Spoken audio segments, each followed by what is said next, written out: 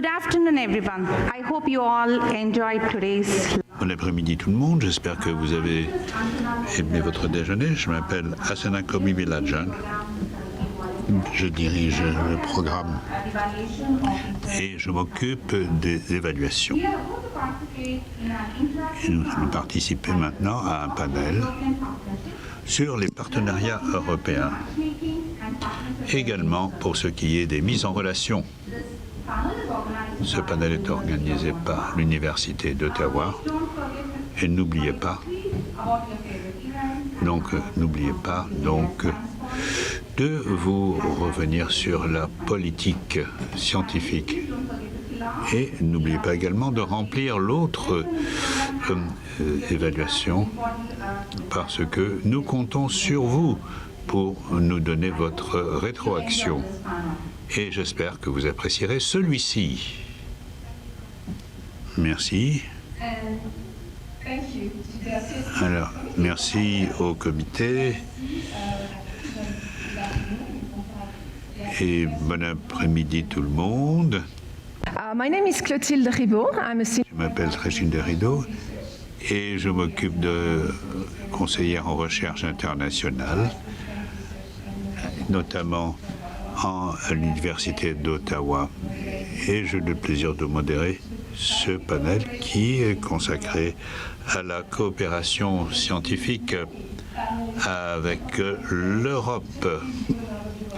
Et donc cela vous donnera une idée de la complexité de cette initiative. C'est venu de nombreuses discussions entre beaucoup de panélistes ici sur les challenges, les nombreux défis et les barrières que l'on doit surmonter quand on travaille à l'international. It is not an easy task to Ça n'est pas facile que de mettre en relation les partenaires potentiels. Je pense en particulier au secteur privé, avec les membres de nos entreprises.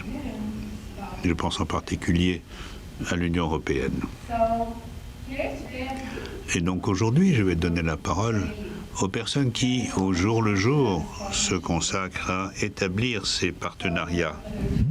Donc, sans plus tarder, je vais présenter nos panélistes qui vont nous faire part de leur expérience et nous en faire bénéficier.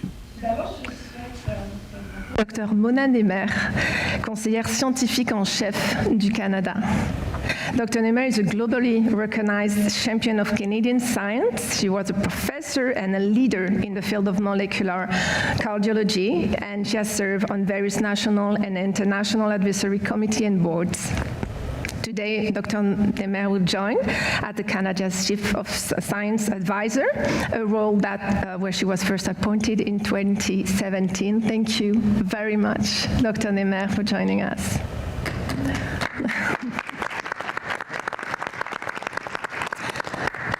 Je tiens à remercier son Excellence, l'ambassadeur de France au Canada, M. Michel Miraillet, M. Miraillet a occupé de nombreux postes à haute responsabilité au sein de divers ministères en France, actuellement au sein du ministère de l'Europe et des Affaires étrangères, et précédemment auprès de ministères français de la Défense. Il nous rejoint aujourd'hui pour partager sa grande expérience dans la mondialisation et les coopérations internationales en tant que représentant d'un État membre de l'Union européenne.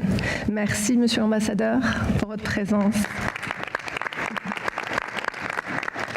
Coming from Europe. Ensuite, qui vient d'Europe. Welcome Dr. Mary Kavanagh, a senior expert in the global approach and international cooperation directorate of DG Research and Innovation at the European Commission. And Dr. Kavanagh is joining us today to present the large funding program Horizon Europe. Thank you, Dr. Kavanagh.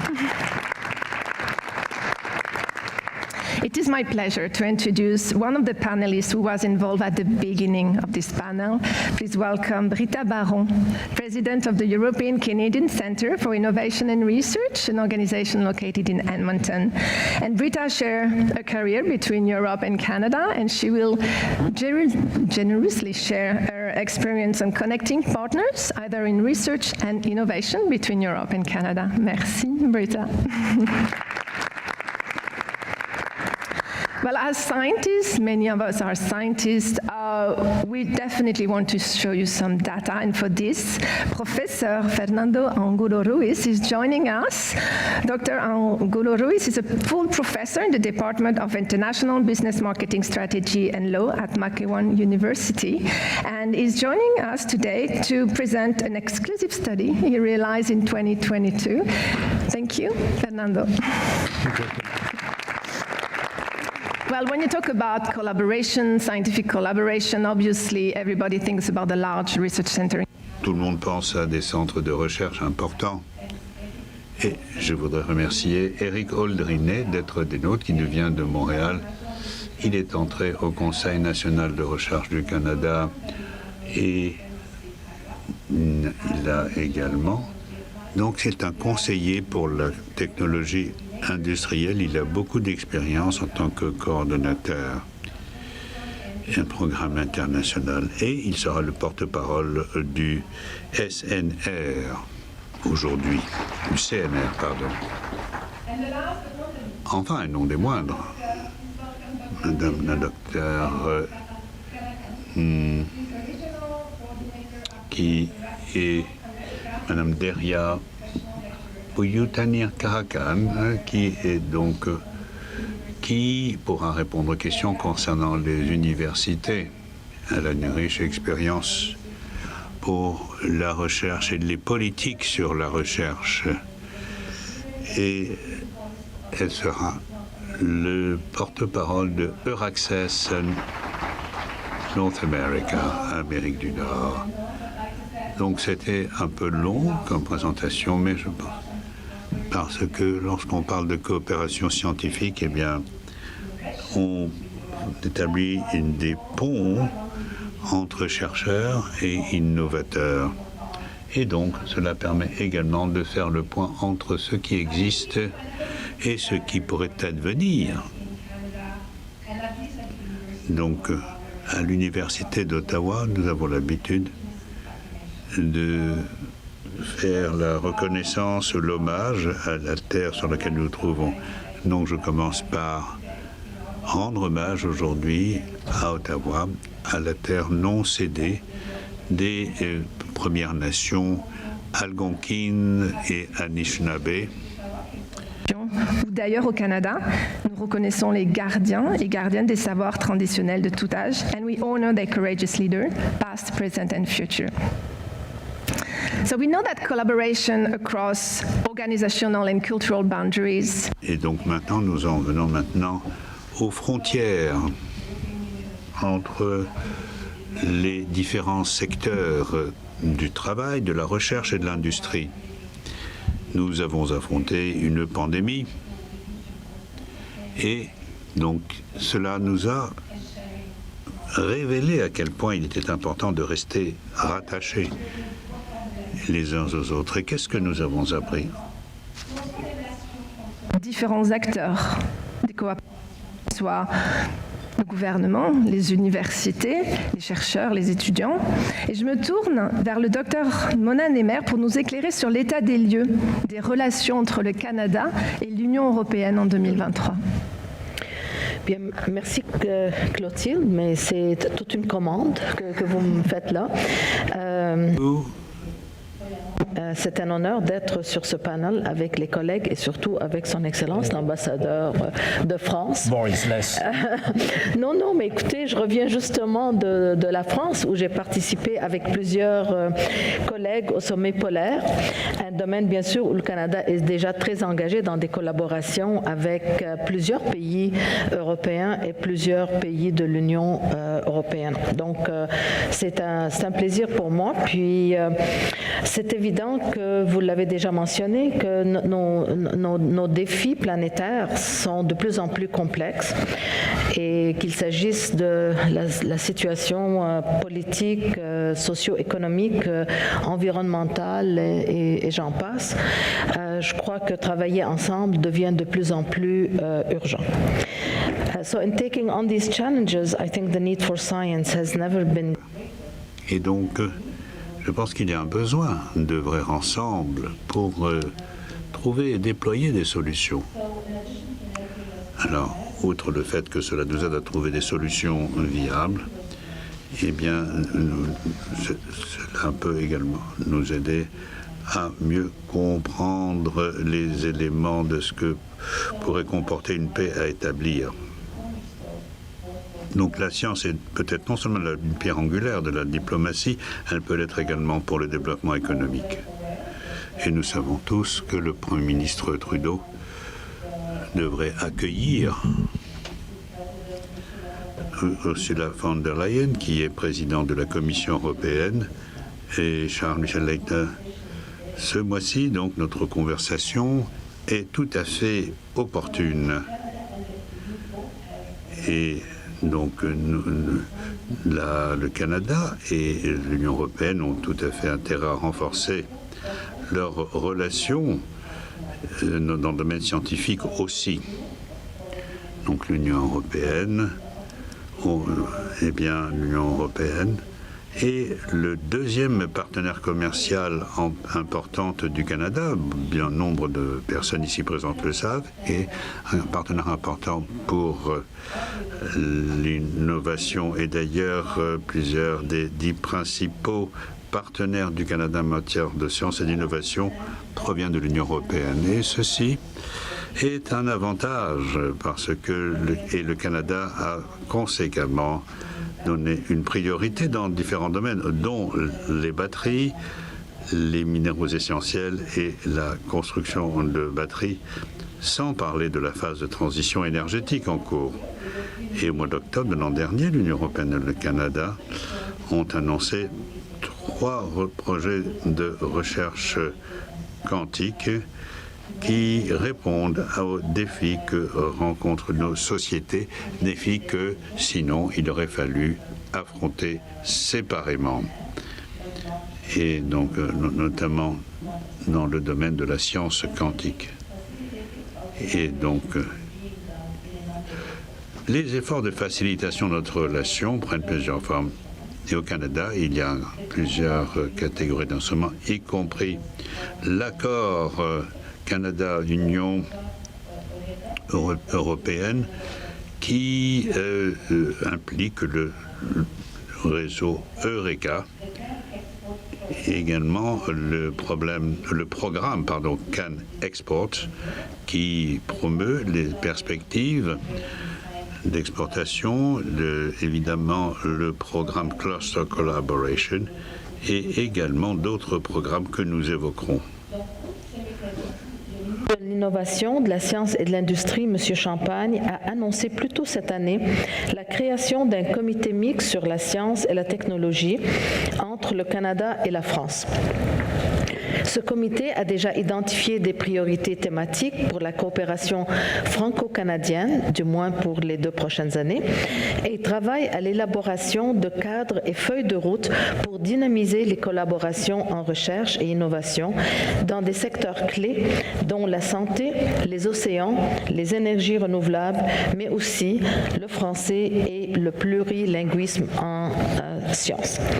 J'ai l'honneur de coprésider le comité de direction de ce COMIX, mais je crois que l'ambassadeur va souhaiter s'exprimer plus longuement sur ce sujet et donc je vais lui laisser le soin d'en dire ce qu'il veut. Quelle délicat.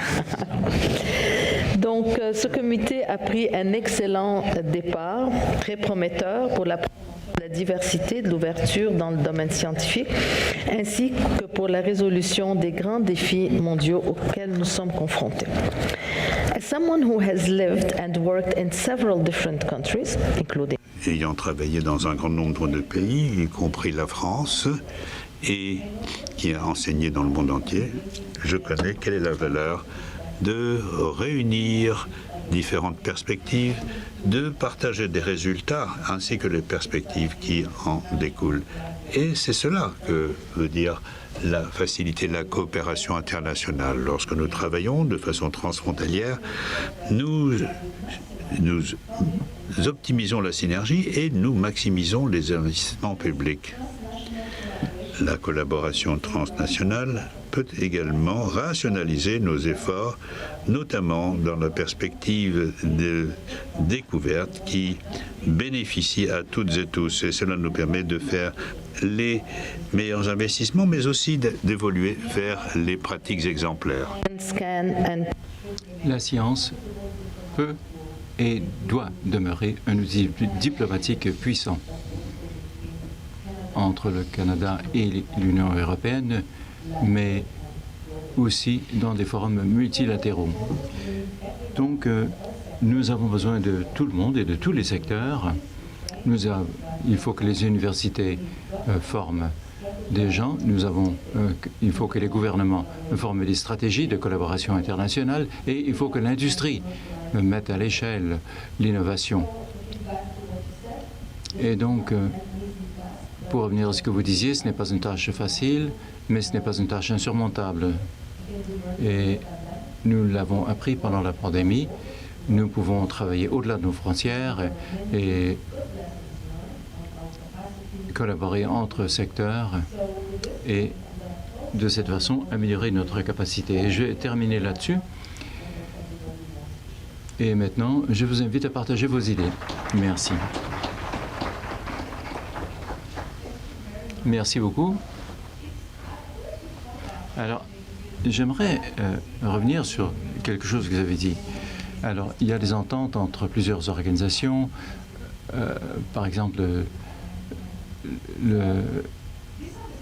les conseils de recherche, par exemple, et les ministères. Et ce sont des leviers pour les gouvernements. Mais en tant que scientifiques, nous sommes très curieux, et on en a déjà parlé pendant le symposium. Mais si on inverse la question, et qu'on demande qu'est-ce que la question peut faire pour aider les politiciens? Dans votre rôle, dans votre grande expérience de diplomate, est-ce que vous avez justement déjà expérimenté ça? C'est à savoir comment les collaborations scientifiques peuvent finalement renforcer les relations institutionnelles, et éventuellement, voire influencer les politiques.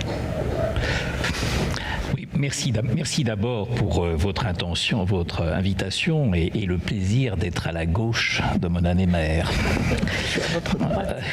Oui, c'est moi qui suis à gauche. Je voudrais dire que l'une des choses les plus difficiles lorsqu'on est ambassadeur de France au Canada, c'est qu'on a toujours l'impression qu'on connaît le pays parce que la relation est une relation extraordinairement dense, longue et j'allais dire en apparence facile. Et lorsqu'on arrive ici, ce qui surprend et ce qui fait un effet considérable, c'est la vitalité du monde universitaire et du monde de la recherche. There's a kind of discrepancy. Il y a donc une sorte d'écart entre ce qu'on peut trouver dans les universités, peu importe où elles se trouvent, Québec, Alberta ou ailleurs, et le sentiment de prudence ou de réserve du gouvernement. Il y a une vitalité qui échappe peut-être à l'observateur, mais qui est vraiment répandue au Canada. Et donc, pour nous, ça a été une sorte de révélation. Et je pense qu'il faut faire connaître cette vitalité. Il faut la faire fructifier. C'est en fait, le Canada est un bijou. On peut parler des exportations de céréales ou des succès de Bombardier ou des exportations de pétrole. Mais la question porte sur la recherche quantique, l'intelligence artificielle et d'autres aspects du genre.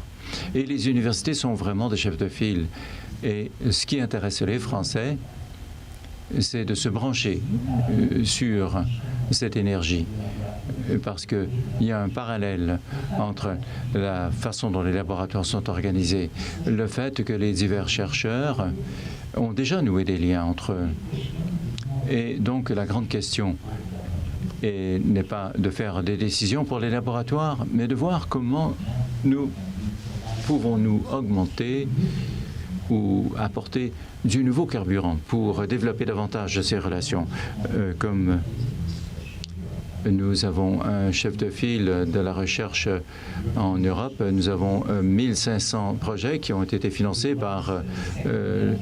et nous sommes en seconde place après l'Allemagne. Nous sommes le 4e pays au monde pour le nombre de lauréats du prix Nobel. Nous sommes le second pays au monde. Donc nous sommes le partenaire idéal pour le Canada. Et ça a été reconnu comme tel. Évidemment, en avril dernier, nous avons vécu un changement important. Notre ministre pour l'enseignement supérieur et la recherche est lui-même un chercheur scientifique. Et je me rappelle la conversation que j'ai eue avec elle il y a quelques mois, et elle me disait: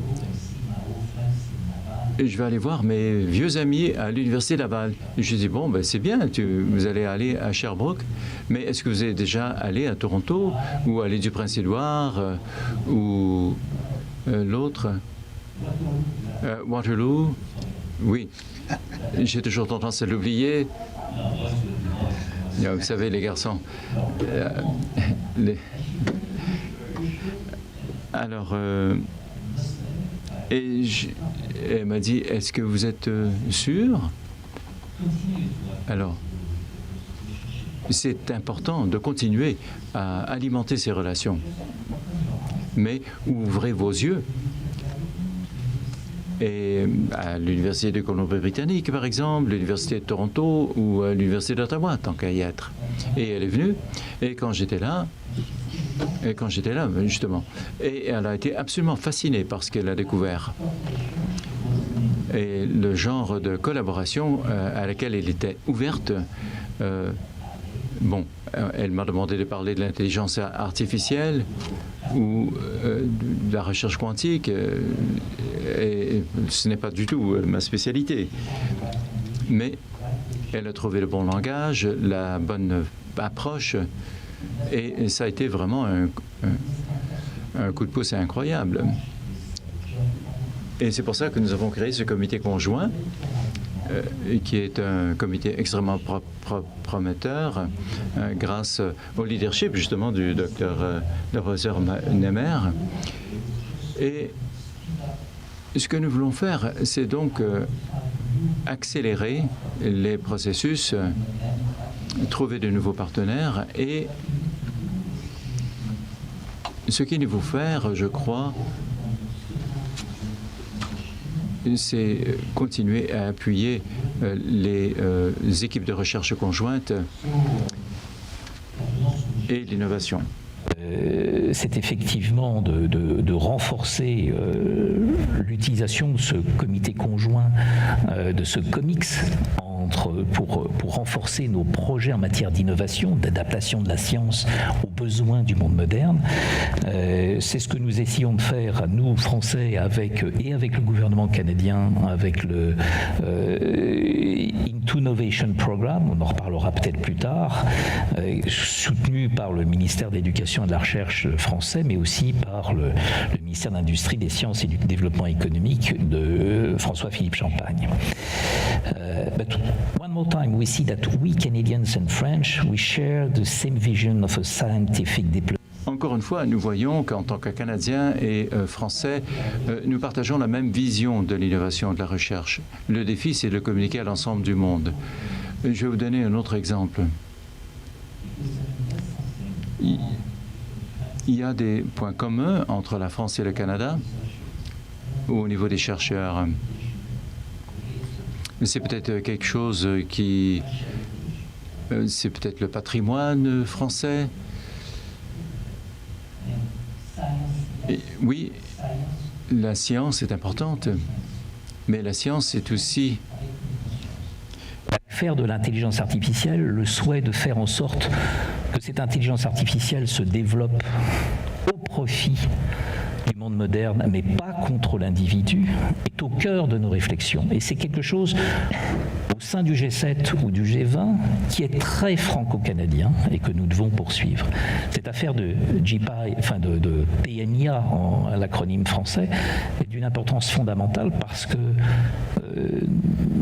il amènera d'autres partenariats du même modèle à l'avenir, par exemple dans le domaine du quantum, de ces nouveaux ordinateurs stupéfiants et dont on n'a toujours pas, j'allais dire, évalué les conséquences potentielles pour notre façon de vivre à l'avenir. Voilà.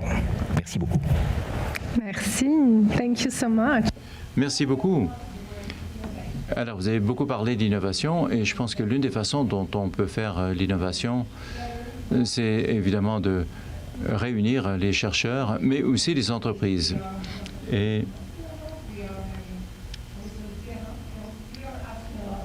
nous posons beaucoup de questions pour savoir comment améliorer la collaboration. Et je pense que la meilleure façon, c'est de demander aux premiers intervenants. Et c'est exactement ce que le professeur Fernando Angulo Ruiz a fait. Donc, je vais vous montrer les résultats d'une étude. Il va vous montrer les résultats de cette étude et ce que son entreprise recherche lorsqu'ils veulent travailler avec des partenaires internationaux. Merci, Fernando. À vous la parole.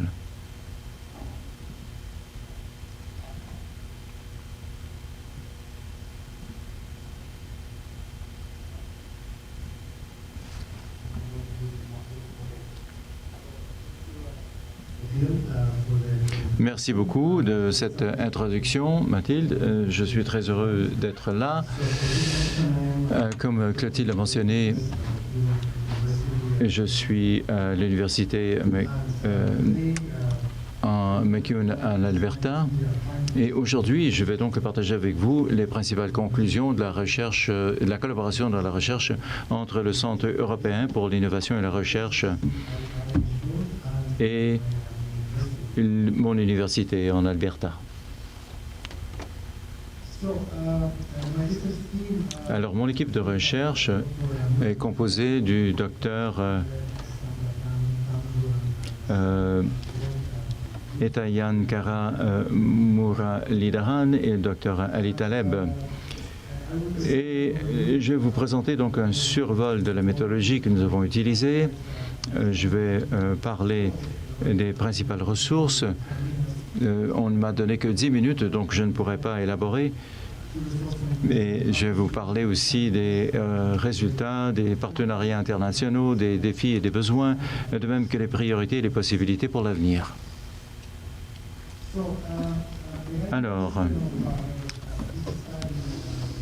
la question clé de cette étude était de savoir comment l'internationalisation est-elle à promouvoir ou à augmenter les capacités d'innovation des petites et moyennes entreprises de l'Alberta. Alors, donc nous allons nous transporter dans le contexte de l'Ouest canadien.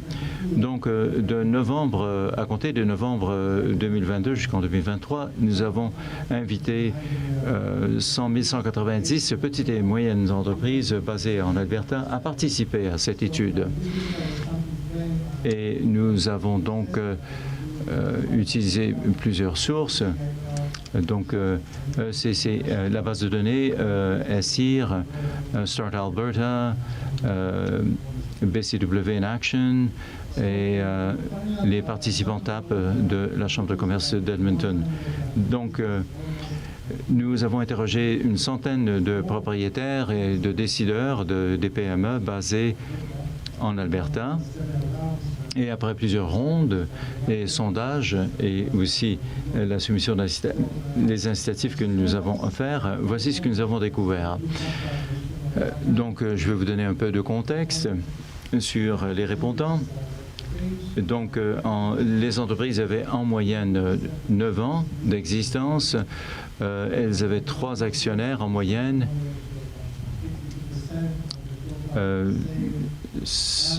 et ces compagnies participaient à divers secteurs, donc elles ne sont pas concentrées dans un secteur en particulier. Alors, parlons maintenant des choses que nous avons découvertes. Parlons des partenariats internationaux. Alors, nous avons posé la question, combien d'entre vous avaient des liens à l'étranger? Et ça nous a étonné d'apprendre que 65% des PME avaient des liens avec des partenaires internationaux. Et les partenaires internationaux dont on parle, 34% d'entre eux ont dit avoir des partenaires qui se vouent à l'innovation, des produits pour améliorer la qualité de vie. 33% ont dit qu'ils avaient des partenariats pour le développement de la technologie, avec l'intégration des systèmes d'information, de technologie d'information, par exemple. 24% ont dit qu'ils avaient aussi des partenaires en matière de développement de l'entreprise, donc pour augmenter leur capacité, des revendeurs, des fournisseurs. Et l'autre partie de cette étude exploratoire, je devrais dire, c'était de savoir où sont ces partenaires internationaux. On a donc posé plusieurs questions et nous avons mis l'accent sur les partenaires stratégiques qui se trouvent dans différents pays, évidemment. Les États-Unis, bien sûr, c'est un partenaire clé. Il n'y a pas lieu de s'en étonner. Les États-Unis sont un partenaire important pour le Canada. Mais ce à quoi on ne s'attendait pas, c'est que l'Europe, les pays du Nord en particulier, sont aussi un partenaire clé.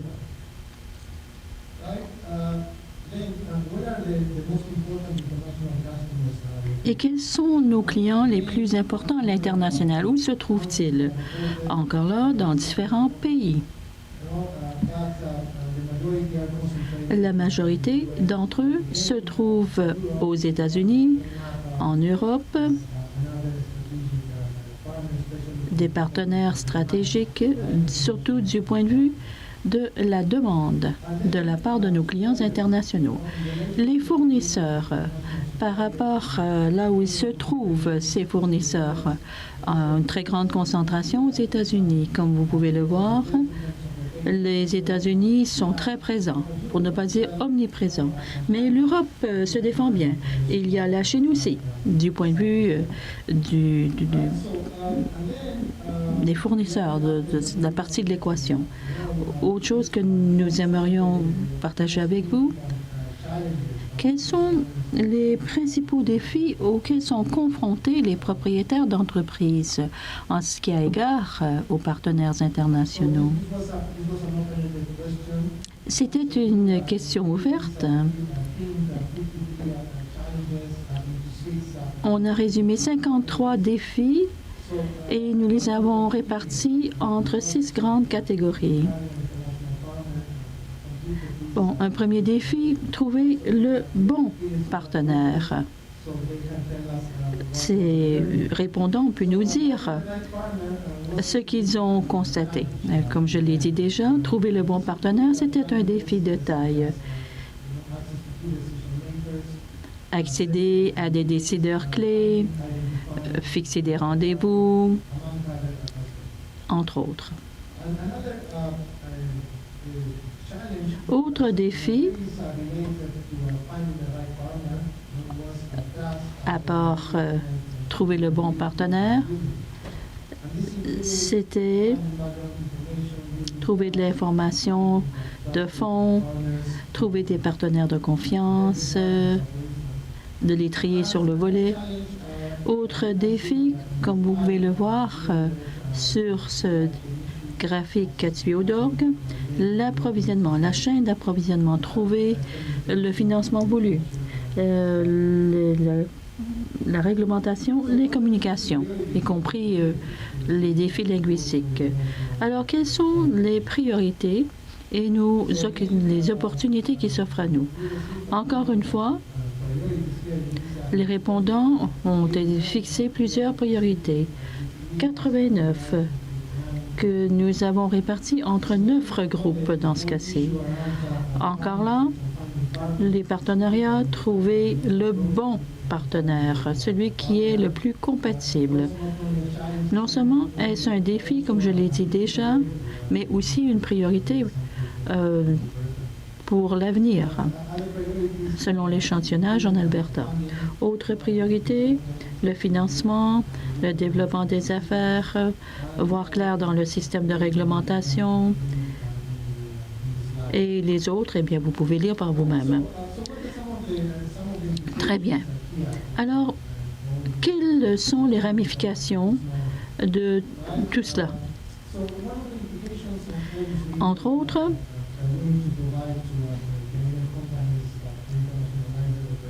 comment les entreprises canadiennes peuvent internationaliser leur activité? Eh bien, des mesures incitatives. Toute entreprise a besoin de mesures incitatives. Les gouvernements provinciaux devraient encourager ces entreprises en leur offrant des subventions fiscales, surtout s'il s'agit de partenariats d'innovation avec les Européens et autres. Il faut aussi offrir aux entreprises, il faut subventionner les coûts de développement pour ces entreprises qui prennent l'initiative d'établir des partenariats avec d'autres. En Alberta, par exemple, nous avons le programme d'expansion de l'Alberta et je pense qu'il en faudrait davantage de ces programmes. Il y a aussi les politiques liées au financement. Il faut pouvoir accéder assez aisément au financement. Surtout que les partenariats internationaux peuvent donner des extras assez intéressants. Les gouvernements fédéraux et provinciaux devraient également offrir davantage de mesures pour encourager les partenariats internationaux. Vous verrez, c'est un thème qui se dégage de cette étude exploratoire. Les États-Unis ne sont plus le seul marché où l'on peut trouver des partenariats, surtout pour ce qui est des petites et moyennes entreprises en Alberta. L'Europe est également un marché ou un débouché important.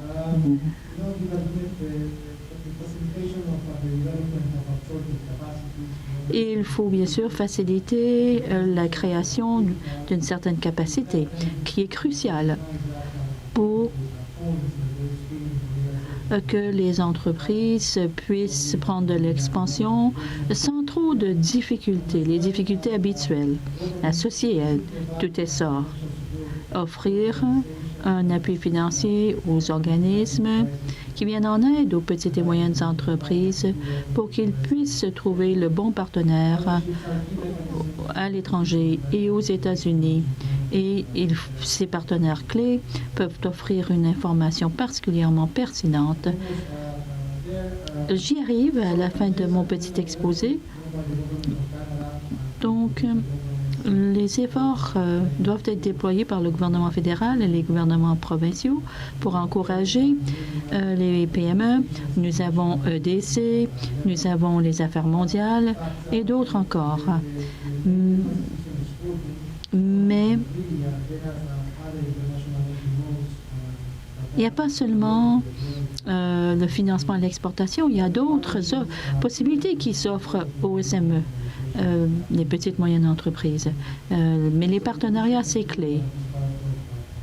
Alors voilà qui met fin à mon petit exposé.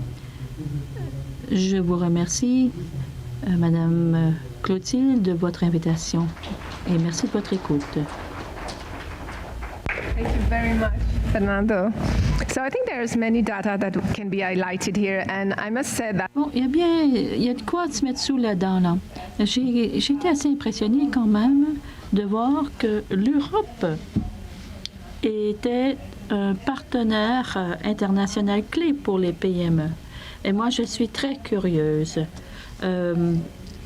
Y a-t-il une étude semblable en Ontario, dans l'est du pays? Parce que on voit qu'il y a quand même des liens plus étroits entre le centre et l'est du pays, par opposition au centre et l'ouest du pays.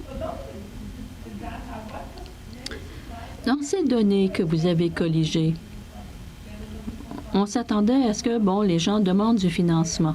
Mais en fait, c'est pas ça le premier critère. Eh bien, le facteur le plus important, si vous voulez, c'est trouver le bon partenaire. Je me tourne à nos conférenciers et nos conférencières. Dites-nous ce qu'il existe, soit en Europe, soit au Canada, pour aider les PME, pour que ces chercheurs puissent trouver leur partenaire. Je vais donc céder la parole à Madame Caracan.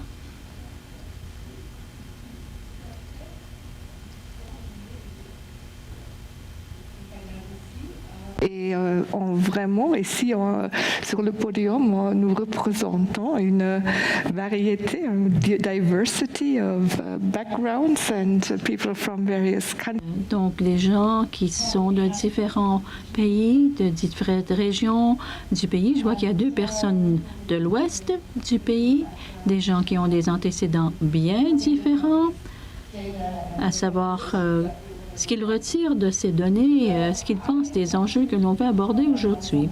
J'aimerais me prononcer sur certaines des constatations énoncées par Fernando. Je travaille pour une petite organisation qui se trouve en Alberta.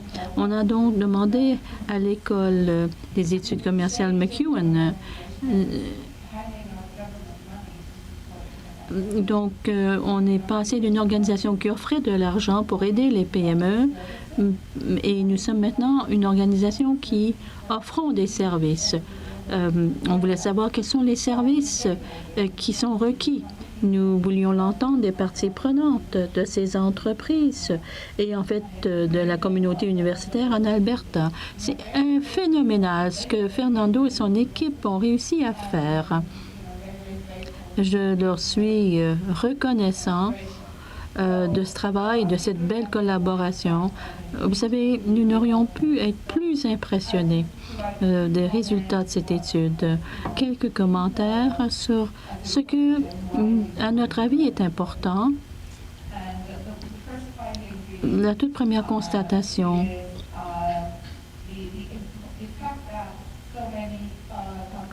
le fait que il y a de nombreuses entreprises, des petites et moyennes entreprises, souvent des entreprises à leur début. 65% d'entre elles avaient déjà établi un partenariat. Nous étions renversés par cette constatation. Les entreprises sont intelligentes. Elles savent bien, surtout celles qui misent sur les technologies, elles savent qu'elles offrent un produit hautement spécialisé, que le marché canadien est restreint et qu'elles doivent donc franchir les frontières. Ces entreprises savent aussi qu'il y a la concurrence, qu'il faut tirer le maximum des ressources à leur disposition. Et leur message est de vouloir renforcer les ressources dont elles disposent. Et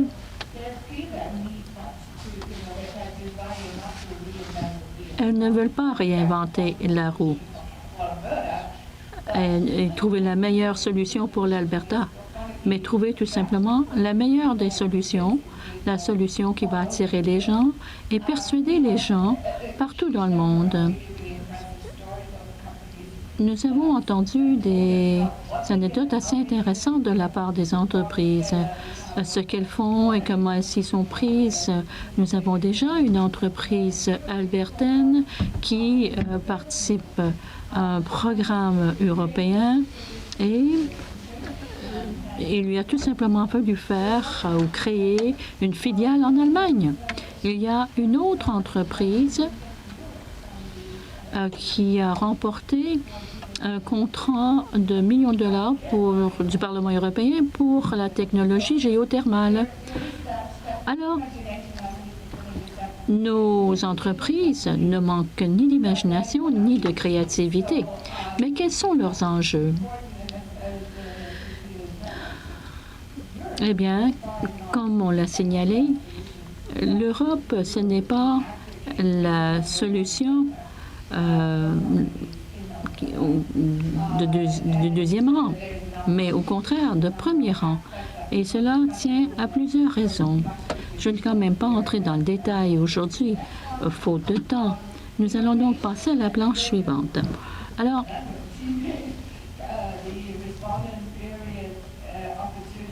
nous avons donné aux répondants un choix multiple. Et on leur a demandé, sur quoi misez-vous? Les échanges commerciaux, les investissements, une communauté d'intérêt. Eh bien, la nette majorité, surtout pour ces entreprises de technologie de fine, de pointe, eh bien, encore une fois, les entreprises ont déjà bien cerné leurs besoins, savent très bien quelles sont les occasions qui s'offrent à elles. Alors, ce que nous voyons avec ces entreprises, nous constatons qu'il y a une panoplie de possibilités qui s'offrent à elles. Alors, pour les entreprises, ce qui peut être un défi, c'est de voir clair dans tout cela, de passer à travers toute cette information et savoir quelles sont ces informations dont elles ont besoin. Donc, il faut pouvoir communiquer avec ces entreprises de façon intelligente dans la façon qu'on leur communique l'information, notamment. Autre constat qui nous a beaucoup surpris en matière d'édification de partenariat, et je dis cela sans qu'il y ait la moindre influence de notre part. Mais c'est l'un des aspects les plus ardus, c'était véritablement de trouver le bon partenaire. Ça voulait dire examiner les informations, et c'est difficile d'essayer d'interpréter le paysage mondial, ne fût-ce même que le paysage européen, le cadre européen, pour essayer d'y trouver le meilleur jumelage. Et donc, il y avait toute une série de systèmes de soutien. Et nous avons essayé également de mettre à profit ce que l'on appelle le Enterprise Europe Network. Mais je peux vous dire que le EN maintenant va bien au-delà des 27 États membres, et il y a plus de 60 pays participants à l'EN. Et je pense aux États-Unis, je pense au Brésil et d'autres. Et c'est une sorte de, je dirais, de plateforme où l'on peut afficher les demandes de partenariat. Ils viennent nous voir pour que nous mettions les choses en forme. Et donc, vous avez des agences comme les nôtres qui essayent de traiter le nombre, par exemple, les demandes d'information en vue de la création de ces jumelages. Je crois que l'on pourrait encore enrichir le patrimoine d'information que l'on y affiche, mais on ne s'attend pas à ce je ne crois pas qu'une entreprise ou un chercheur puisse véritablement se retrouver dans cette espèce de forêt extrêmement dense d'informations. Et donc, il y a des bases de données. Chaque projet financé est intégré à la base de données. Donc, il faut connaître les mots-clés qui permettent déjà de pister certains partenaires potentiels. Et puis, là arrivent ceux qui ont le rôle d'intermédiaire pour l'édification de ces partenariats. Et le Canada en fait partie, et il y a des perspectives très spécialisées. grâce à cette intermédiation.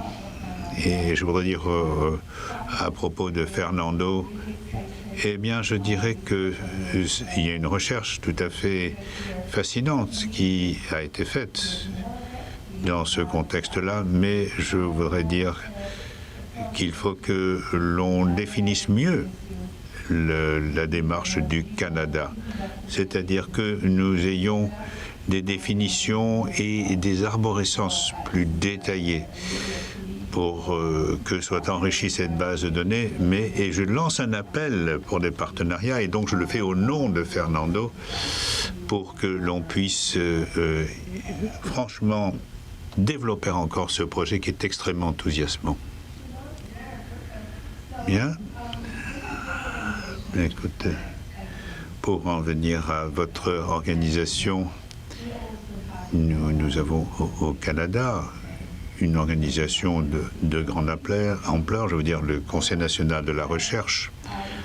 Et donc, pourriez-vous peut-être nous décrire votre mission dans le cadre du programme Eureka?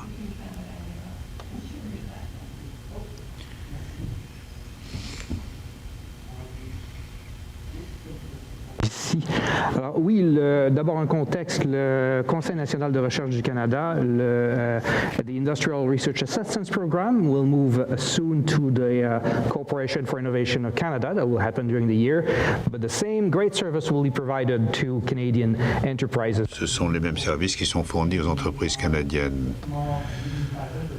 Alors nous nous adressons aux petites et moyennes entreprises jusqu'à 500 employés. Donc, ça dépasse les normes européennes en matière de petites et moyennes entreprises, mais dans le cadre de Eureka, nous répondons aux besoins des universités, des centres de recherche et des grandes entreprises. Plus la Commission européenne qui sont membres d'Eureka. Alors le membership, c'est les pays, et représenté par des autorités nationales de financement et dans le cas de la Belgique, des autorités régionales de financement. So one great feature of Eureka is that it adapts to local reality. Et l'une des caractéristiques d'Eureka, c'est qu'il s'adapte aux réalités locales.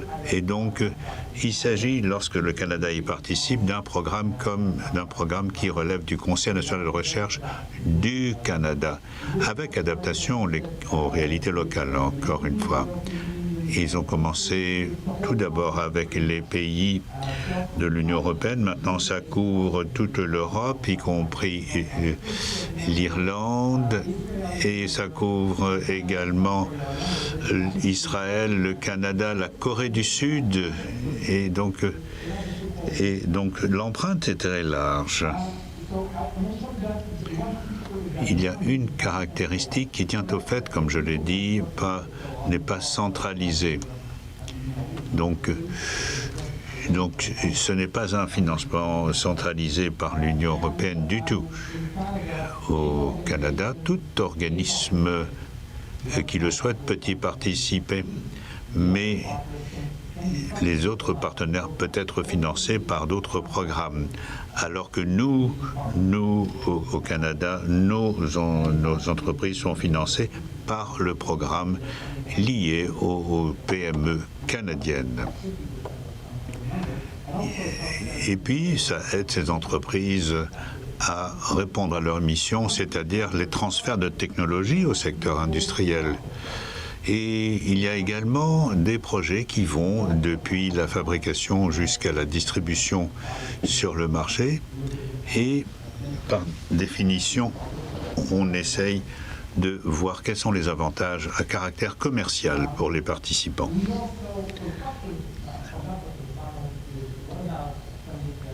Ensuite, parlons du partenariat en matière de financement, parce que l'IRA peut faire du réseautage. Vous avez quelque chose comme 200 organisations pour trouver des partenaires.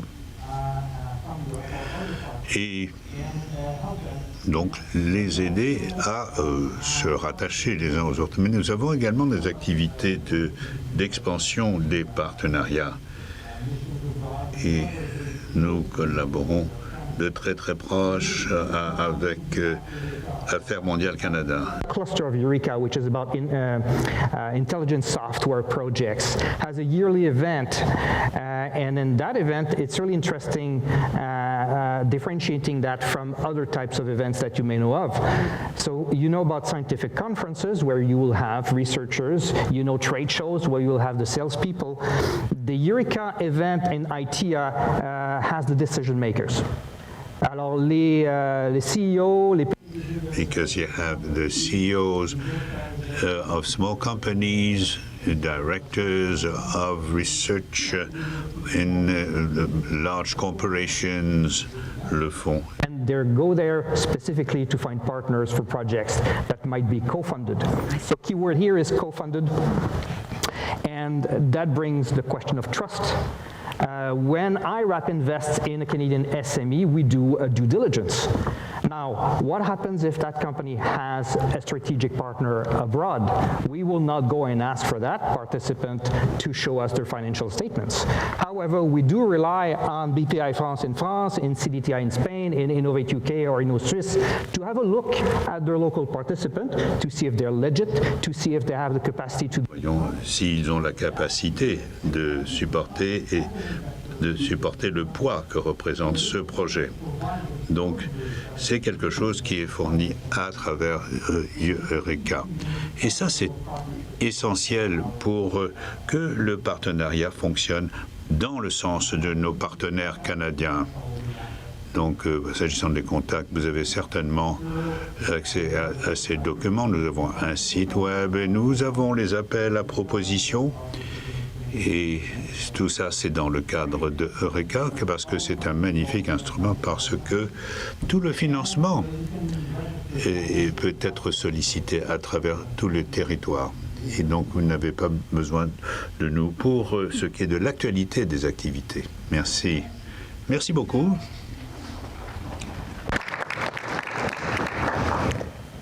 As you can see, international collaboration can connect companies together, but sometimes depending on the maturity of the company. Yeah, for sure. Thank you. Depending on the maturity. Et en fonction de la maturité de l'entreprise. Alors, il n'y a pas, la compagnie n'a pas forcément besoin d'un partenaire commercial ou d'entreprise, mais peut-être d'un partenaire de recherche. Et donc, je voudrais maintenant vous donner un petit exemple. Il y a un grand nombre d'organisations qui rattachent les entreprises. Et nous pouvons le faire également à l'interne pour les universités. Il existe un programme qui fait cela entre l'Europe et le Canada. Et ça s'appelle Internovation. Et ça a été lancé par l'ambassade de France. Et peut-être que M. Miraillet va... qui est donc un programme qui permet de connecter les experts académiques avec des entreprises. Une fois n'est pas coutume, c'est un programme modeste. C'est un programme modeste et comme vous l'avez dit, qui a été créé en 2020 et en collaboration étroite avec un de nos partenaires de choix qui est l'Université d'Ottawa. Et qui est aujourd'hui soutenu par le ministère canadien de l'Innovation, de la Science et du Développement économique. This program brings together innovative companies et il rapproche des entreprises et des chercheurs autour d'un projet de recherche et de développement. Et l'originalité du programme tient dans sa fécondation réciproque.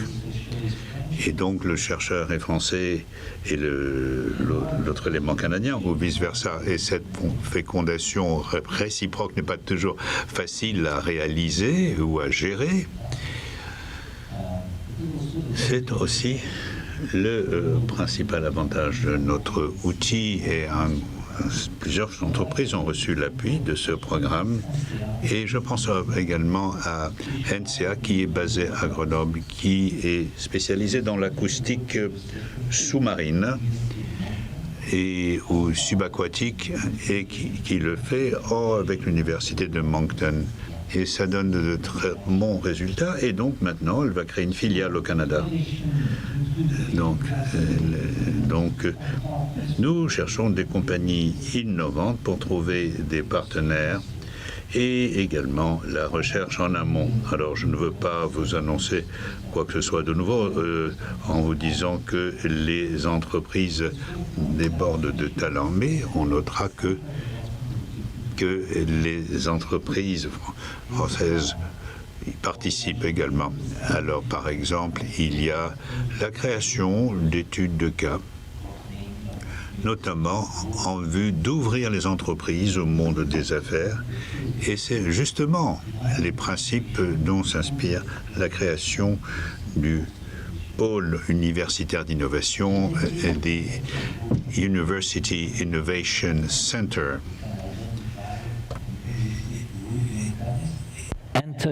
Permet de recruter de nouveaux talents, développer et créer et développer de nouveaux produits, notamment pour offrir aux nouveaux diplômés la possibilité de travailler dans des entreprises innovantes. Alors parlons maintenant de la technologie océanographique dont il a été question à Halifax. Nous allons lancer 2 innovations pour des projets technologiques océaniques. Donc c'est quelque chose de très simple et c'est efficace. Et nous vivons dans un monde complexe, touffu, mais il faut que nous donnions le temps au temps. Mais je pense que ça marche. Et donc c'est petit, mais c'est efficace. Très français. Merci. Merci beaucoup, monsieur l'ambassadeur. Encore une fois, on ne peut pas parler de coopération scientifique en Europe, au Canada, sans parler de la coopération ou la collaboration entre chercheurs. Il est clair que les 2 continents veulent faire cette recherche qui est fondamentale, axée sur la collaboration. Mais il faut comprendre ce que sont les défis et, entre autres, celui de trouver le bon partenaire. Et c'est pour ça, maintenant, que je voudrais donner la parole à Beria, qui va nous parler du marché nord-américain et comment y accéder. Merci, Clotilde. Je suis très honorée de faire partie de ce panel d'éminence. Nous parlons des partenaires, comment trouver les bons partenaires. Je vais donc m'attarder davantage à Euracex, et ce du point de vue européen. Comment nous allons trouver des partenaires grâce au portail Euracex et autres portails tels Cordis, c'est le côté pratico-pratique. Comment trouver des partenaires? J'ai aussi parlé des réseaux NCP et des journées d'information. Ce sont des outils, des ressources qui seront très importantes pour les chercheurs canadiens, pour les organismes, pour les universités qui cherchent des partenaires. Parce que nous faisons partie de RACES. Nous sommes bien connus aux États-Unis parce que on dessert le marché nord-américain, mais je pense qu'il faudrait être mieux connu au Canada pour vous aider à trouver des partenaires. Euraccess, c'est une initiative européenne pour appuyer la recherche, la mobilité, pour faire l'Europe comme lieu de destination. Il y a les différents membres d'État et les pays associés qui offrent des services gratis, des portails qui sont dédiés aux chercheurs, des chercheurs qui veulent communiquer avec les chercheurs en Europe. Nous offrons de nombreux services dont vous pouvez vous prévaloir. Tous ces services, je le répète, sont gratis. Et lorsque vous vous rendez sur notre site web, vous verrez des services tels que des outils de partenariat, des le perfectionnement des carrières, l'aide d'accès à l'information et Euraccess mondial. Dans le premier cas, c'est le portail Euraccess. C'est très important parce que si vous vous y rendez, vous verrez au moins 10 000 possibilités d'emploi. C'est donc une excellente source pour les chercheurs qui sont à la recherche de vacances. Cela leur serait très utile. Il suffit de taper quelques mots et puis vous verrez quel pays cherche à pourvoir à quelles vacances, à quel poste vacant. Ensuite, c'est très important, et pour ce qui est de trouver le bon partenaire, c'est le portail des partenaires. Quand vous cliquez sur Partenariat, vous verrez que les particuliers comme les chercheurs et des organismes de recherche en sciences, en technologie peuvent s'auto-inscrire. L'idée, c'est d'encourager les chercheurs non seulement à trouver des partenaires, mais aussi des organismes partenaires. C'est important pour les organismes canadiens, pour les universités canadiennes de s'inscrire, pour que d'autres organismes ou autres universités peuvent naviguer le site Web et les identifier. C'est donc un très bon portail. Vous pouvez vous y rendre, chercher des occasions, bien sûr, mais vous pouvez aussi faire paraître le nom de votre organisme. Tout cela est très important. Je voudrais vous l'expliquer davantage. Il y a des subventions qui sont versées et, encore une fois, tout cela est très utile. Ensuite, ces statistiques sont révélatrices. Combien de chercheurs se sont déjà inscrits au portail? On parle d'environ 30 000 inscrits parmi les chercheurs et plus de 20 000 organismes inscrits. Donc, c'est une base de données formidable que vous allez vouloir fouiller. C'est prêt et c'est à la portée de la main. Il y a les emplois, il y a le financement. Oui, bien sûr, tout ça est géré centralement. On centralise toute cette information qui attend que vous veniez vous renseigner. Nous avons 43 portails Euraccess en ligne.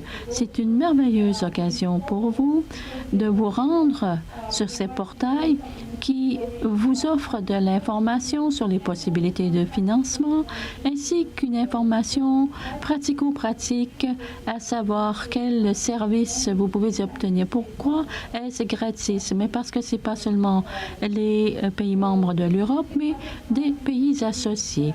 Alors, à l'intention des chercheurs en particulier, je vous dirais qu'il y a 3 groupes. Si vous êtes en train de prendre votre place ou, au contraire, vous êtes en train de quitter un pays pour vous installer ailleurs, voilà qui va vous servir. Ce Euraccess veut aider les chercheurs qui mènent leur recherche, évidemment, mais c'est une information pratico-pratique. Je le répète, vous pourrez utiliser le portail. Il y a 18 sujets, des questions importantes pour les chercheurs. Comment trouver l'information dont ils ont besoin lorsqu'ils quittent un pays pour aller vers un autre? Cette plateforme est formidable. Il y a plus de 600 services, centres de services dans les pays d'Europe. Vous pouvez mener vos recherches et ces centres de services pourront vous aider avec les questions pratiques de votre vie professionnelle et personnelle, bien sûr. Et il y a aussi Euraccess mondial. Nous avons 80 plaques tournantes en Europe, en Asie, en Amérique du Sud. Moi, je peux vous parler de l'Amérique du Nord.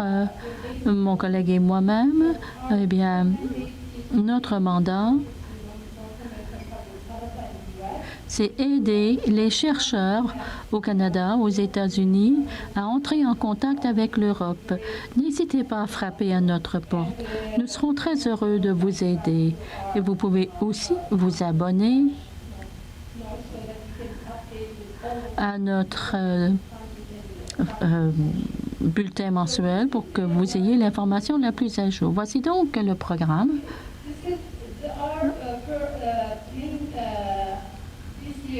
Le programme Horizons émergents. Le mandat, dans ce cas-ci, c'est de venir en aide aux chercheurs en Europe. Il s'y trouve une information détaillée. On vous explique chaque pilier du programme. Et encore là, si vous voulez nous joindre pour participer à certains événements, pour connaître les dates butoirs, n'hésitez pas. Donc, ces portails sont très importants. Celui-ci, ce portail porte sur le financement et les possibilités de participer à des appels d'offres. Vous cliquez sur le portail et il y a le projet de financement européen, entre autres. Vous vous y rendez, vous verrez, voilà, tous les projets qui sont dans le collimateur pour lesquels vous pouvez soumissionner. Et non seulement il y a la liste des projets, mais une description des projets. À ce moment-là, vous pouvez vous renseigner à savoir ce qu'il vous faut savoir pour participer. Et cela est très important d'obtenir l'information des organismes qui ont lancé ces appels d'offres, y compris les coordonnées. Donc, il y a aussi maintenant les points de contact. Ce sont des gens d'expérience pour ce qui est des sources de financement en Europe et ils organisent des activités en ligne que vous pouvez suivre de près. Il y a les journées d'information Horizon Europe et peut-être que cela vous intéressera davantage. Voilà donc ce qu'il en est. Il y a bien sûr la plateforme de mise en relation. Et là, on offre des activités de réseautage. Voici d'autres sites web qui pourraient bien vous servir. Je vous remercie de votre écoute. S'il vous plaît, n'hésitez pas à vous inscrire. Merci. Merci beaucoup. Eh bien, comme vous pouvez voir, Euraccess Amérique Nord offre de nombreuses possibilités. Si vous voulez en savoir davantage, sachez qu'ils seront des nôtres. Un peu plus longtemps, ils tiendront une activité dans 2 jours et ce sera l'occasion pour vous de vous initier. Comme vous le savez, trouver le bon partenaire, établir une relation de confiance, tout cela est très important, bien sûr. Mais obtenir le financement voulu, ça aussi, c'est très important. Je vais céder la parole au Dr. Karanan, qui représente un programme de financement d'envergure.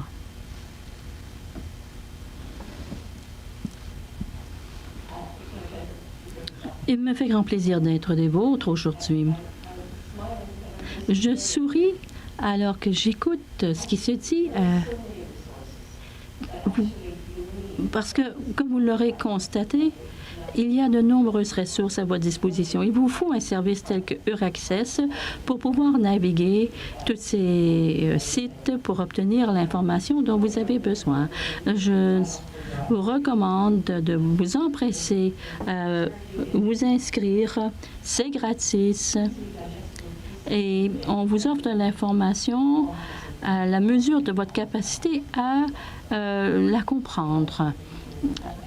Alors, je vous encourage vivement à vous inscrire à Euraccess. Il me fait maintenant plaisir de vous parler très brièvement du programme cadre de l'Europe en matière d'innovation. C'est l'un des joyaux de la couronne de l'Union européenne.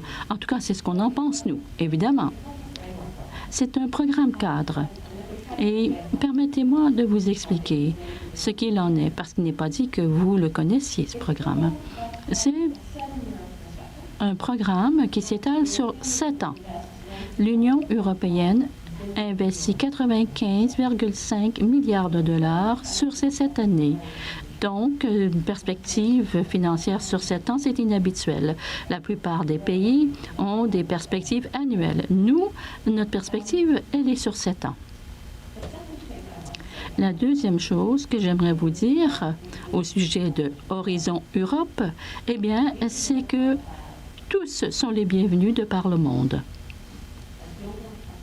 En Europe, notre approche est globale face à l'innovation. Notre stratégie est centrée sur l'internationalisation ou la mondialisation pour encourager l'innovation, le multilatéralisme, mais toujours avec l'idée de protéger les intérêts stratégiques de l'Europe et ses intérêts et ses valeurs. Alors, cette première planche vous donne un survol de ce programme de l'Europe de quelques 95,5 milliards de dollars. Alors, le programme cadre relève de nombreux autres programmes. Vous savez, nous avons des programmes cadres depuis des décennies. Ceci en est la 9e version, toujours mondiale, mais avec chaque nouvelle itération du programme, la perspective est élargie. Comme vous pouvez le voir, c'est un programme d'envergure. Bon, je pourrais vous en parler pendant 45 minutes, mais je sais que je n'en dispose pas. Je vais donc vous parler d'abord de la science et des technologies. Horizon repose sur 3 piliers. C'est l'un des panélistes qui a parlé du 3e palier. Donc, je ne vais pas entrer dans le détail pour autant, mais j'aimerais m'attarder aux piliers 1 et 2, parce que le Canada est déjà très présent. Le pilier numéro 1, c'est le pilier que l'on appelle la science excellente, ou l'excellence en science. Et j'aimerais vous parler de 2 composantes. D'abord, les actions Marie Curie, et la seconde, c'est le Conseil de recherche européen. Alors, les actions Marie Curie sont très intéressantes. Il y a... Et en fait, le Canada est très impliqué dans les actions Marie Curie, sous le pilier 1. Donc, il y a plusieurs actions à ce chapitre. Il y a d'abord des bourses internationales. Nous offrons des bourses à des chercheurs n'importe où dans le monde et qui veulent venir travailler en Europe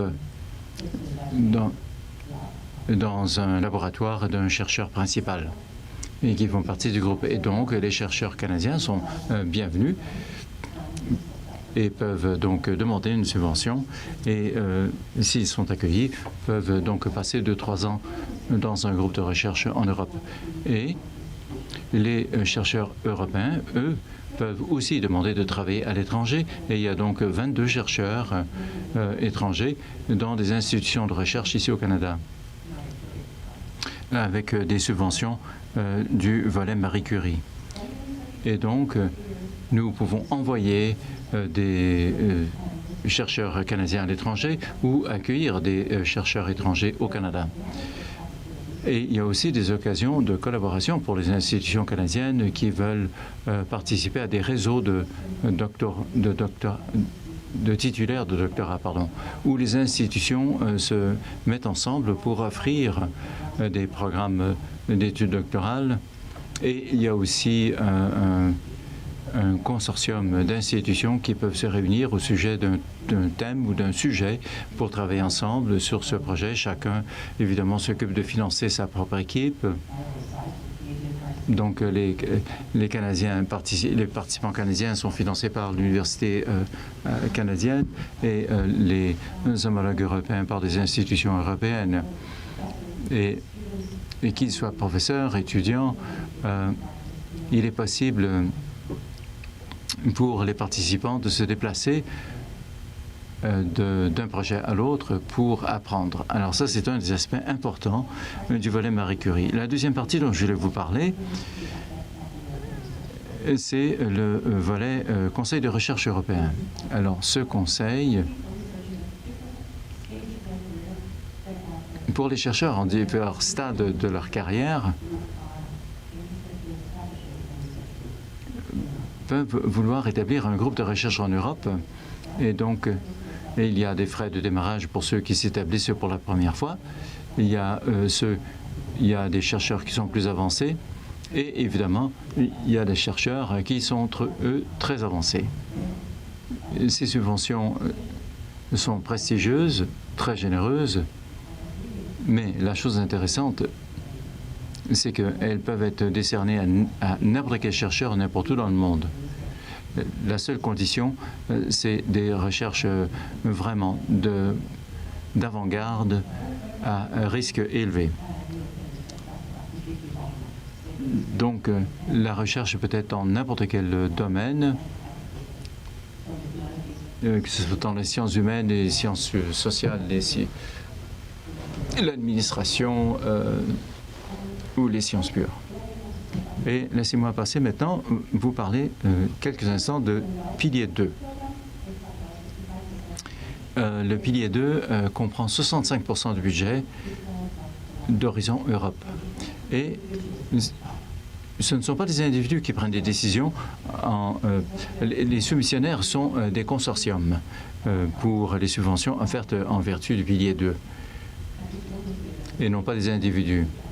Alors ça peut être l'État membre ou ça peut venir d'organisations qui établies dans un pays de l'Union européenne ou dans un pays ami. L'autre chose qui distingue le pilier 2 du pilier 1, c'est que dans le cas du pilier 2, les domaines dans lesquels nous offrons des subventions sont identifiés d'avance, sont prédéterminés. Évidemment, un consortium peut préconiser n'importe quelle approche de recherche, mais elles doivent s'insérer dans un thème prédéterminé. Il y a donc 6 noyaux ou grappes. Elles sont illustrées ici sur la diapositive, donc santé, culture, créativité et inclusion, sécurité civile, alimentation et ainsi de suite. Beaucoup d'entre vous le savez probablement déjà. Le Canada est en voie de négociation avec l'Union européenne pour être associé au pilier 2. Les négociations vont bon train et évidemment, nous avons beaucoup investi dans ces négociations et nous espérons qu'elles aboutiront. Mais évidemment, on ne peut pas vendre la peau de l'ours avant de l'avoir tué. Et si elles aboutissent, donc le Canada sera associé au pilier 2 du programme Horizon Europe. Et le Canada pourra continuer à participer aux activités du pilier 1 et du pilier 3. Si j'ai encore une minute, j'aimerais vous parler d'un autre aspect des relations entre l'Union européenne et le Canada. Alors, j'ai parlé de l'importance des valeurs et des principes dans la collaboration internationale. Alors, l'Union européenne a lancé l'année dernière un dialogue multilatéral sur les principes de l'innovation. Et le Canada a été très actif dans cette conversation. Et c'était l'un des pays qui a participé justement à la réunion d'ouverture l'année dernière. Et depuis, il y a eu plusieurs ateliers. Et tous les rapports de ces ateliers ont été publiés sur le site de la collaboration internationale de l'Union européenne. Et le Canada a donc co-organisé 2 de ces ateliers, l'un sur l'excellence et l'autre sur l'intégrité de la recherche. Alors, je tenais à vous en parler pour que vous compreniez bien l'importance qu'accorde l'Union européenne à des résultats qui sont le fruit d'efforts partagés et qui correspondent à une vision commune et qui reflètent les valeurs et les principes sur lesquels nous entendons. Et le Canada, justement, nous avons essayé de développer une vision commune quant à ce que nous attendons les uns des autres. Merci beaucoup de cette occasion de prendre la parole. Merci beaucoup, professeur. Je peux vous dire que, professeur Kavanagh, je peux vous dire que il y a eu beaucoup de rumeurs au sujet de cet accord entre le Canada et l'Union européenne parce que ça pourra changer beaucoup de choses pour la communauté des chercheurs. Et voilà, notre temps est écoulé, mais j'aimerais vous poser une question, n'empêche, professeur Kavanagh, sur cet accord éventuel qui sera conclu entre l'Union européenne ou qui pourrait être conclu entre l'Union européenne et le Canada. Alors, quel sera l'impact sur le contexte de la recherche au Canada et la collaboration future? Oui, je vais être très brève. Moi, j'anticipe avec hâte la fin de ces négociations. On me dit justement qu'elles vont bon train, mais j'aimerais bien qu'on dise qu'elles aboutissent. Nous avons parlé de valeurs, nous avons parlé aussi de la technologie d'importance critique, nous avons parlé de fournir à nos partenaires, à nos chercheurs. On ne peut pas leur dire, vous ne pouvez pas travailler avec ci ou ça. Il faut arrêter, ne pas leur mettre les bâtons dans les roues. Et je pense qu'il y a donc des opportunités incroyables pour le Canada et l'Union européenne grâce à une collaboration plus structurée. Comme je l'ai mentionné, il y a déjà des accords de collaboration bilatérale et multilatérale. Et donc, nous avons un cadre que nous pouvons élargir. Mais ce n'est pas pour me vanter, mais vous savez, le Canada est très bien représenté dans beaucoup des activités, dans de nombreuses activités qui relèvent du pilier 2, que l'on parle de la recherche quantique, le changement climatique, des choses sur lesquelles nous devons travailler ensemble pour trouver des solutions. Et ce n'est pas trop dire que cela pourrait changer la donne de conclure cet accord. Mais le Canada est déjà très actif au terme de ce programme, mais il pourrait l'être à une échelle beaucoup plus importante à titre de membre associé. Alors, je pense qu'il y aura le jour où nous pourrons annoncer la fin des négociations et la conclusion de l'accord, nous pourrons nous réjouir partout au Canada. Alors, il nous reste 3 ou 4 minutes. Je vais ouvrir le parquet aux questions. Et évidemment, vous pourrez aussi en profiter pour adresser vos questions à nos panélistes pendant la pause café. Alors, merci à tous les panélistes. Comme vous voyez, il y a plusieurs points de vue. Comme je l'ai dit, la collaboration internationale implique le financement du gouvernement, des partenaires très variés et toutes sortes d'intérêts différents. Donc, merci. Vous êtes tous venus soit de l'Europe ou de l'Ouest du Canada, donc vous avez tous fait un long trajet. Merci d'avoir écouté. Et donc, si vous avez des questions, il nous reste quelques minutes. If I may, I don't know. Thank you. Thank you very much for the presentation. Maybe to Dr. Neymar, if Canada joins the Horizon program, will that mean it's able to apply also under Pillar 1 for the ERC grants? Or is that a condition to the association of Canada with the European Union? I think that for now we're talking about the association for Pillar 2. Of course, we have separate programs that can support, around Pillar 1, especially the fellowships and the doctoral exchange students. I think it's something in Pillar 1 that we would very much be looking forward to discussing eventually, once we finish with the 2, would be on the infrastructure side, because I think this is something that's increasingly important in terms of opening our large infrastructures to each other's, and we already have some access, but I think it's good to formalize things, but that's stage 2. Do you think a full association of Canada to the European Union with the research space, like for instance Turkey, Israel, is out of the question, or is it something that can be envisioned? You're asking me? Yeah, I think we can also address this question. Yes, I think so. I think it's better too.